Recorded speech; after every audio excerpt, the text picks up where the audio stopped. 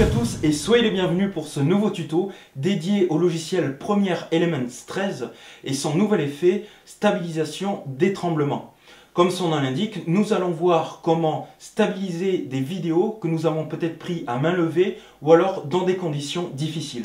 Bien, avant de commencer, je vous invite à aller voir ma vidéo sur les bases du montage avec Premiere Elements si vous débutez avec, car maintenant je vais rentrer dans le vif du sujet.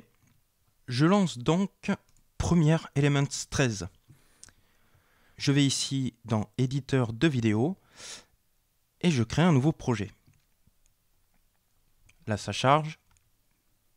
Vous allez pouvoir maintenant importer directement vos vidéos dans Premiere Elements.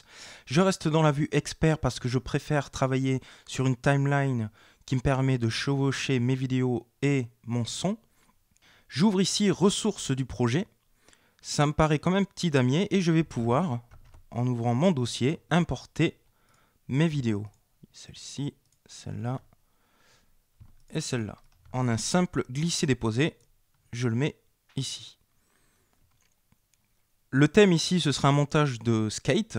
Et comme tout bon montage de sport extrême, il faut poser le décor. Je double-clique sur cette vidéo et vous voyez que le décor, c'est une zone désaffectée. Je vais donc faire lecture et je vais choisir le moment le plus intéressant. Donc je vais prendre à partir d'ici, point d'entrée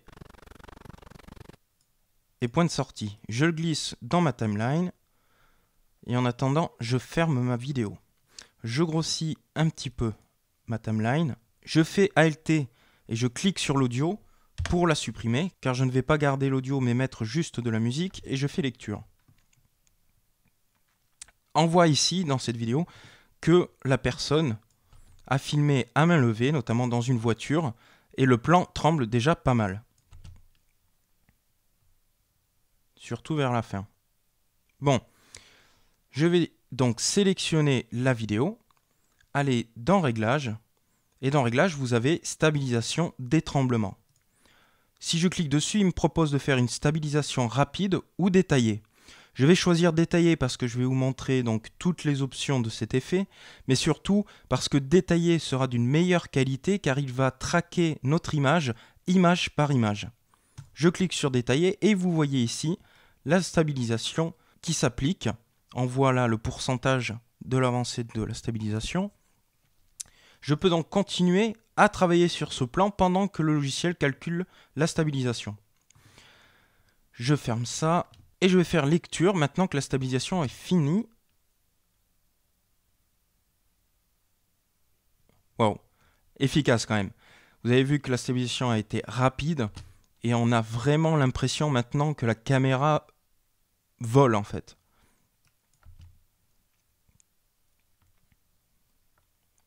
Donc là on voit vraiment l'efficacité.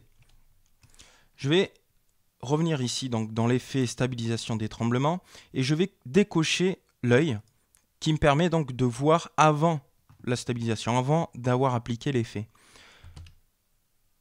Je fais lecture, donc ça bouge beaucoup, notamment ici. Voilà, ça bouge quand même pas mal ici. Hein. Voilà, et si je fais lecture avec l'effet, la fin est carrément fluide.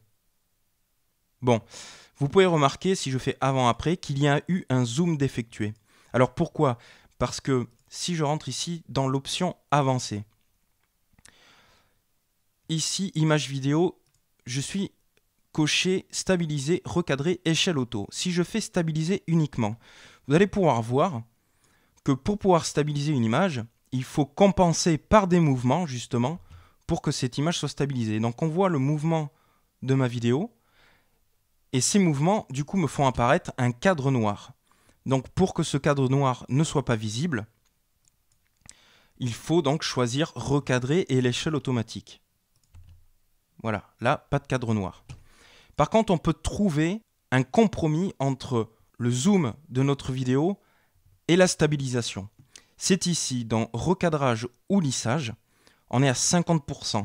Si je descends par exemple à 20%, il recalcule la stabilisation, ça a été assez rapide. Donc j'ai moins de zoom. Et si je regarde, Voilà, on a toujours une aussi bonne stabilisation. Si je réduis encore un peu, on va avoir un peu plus de tremblement, mais au moins, on est moins zoomé dans l'image. Vous voyez, si je fais avant-après, c'est moins zoomé qu'à 50%. Voilà. Donc je vais rester ici à 15%. Et vous allez voir que c'est assez efficace. Je fais la touche Entrée sur le clavier pour faire un rendu qui va me permettre d'avoir une réelle lecture fluide de la vidéo.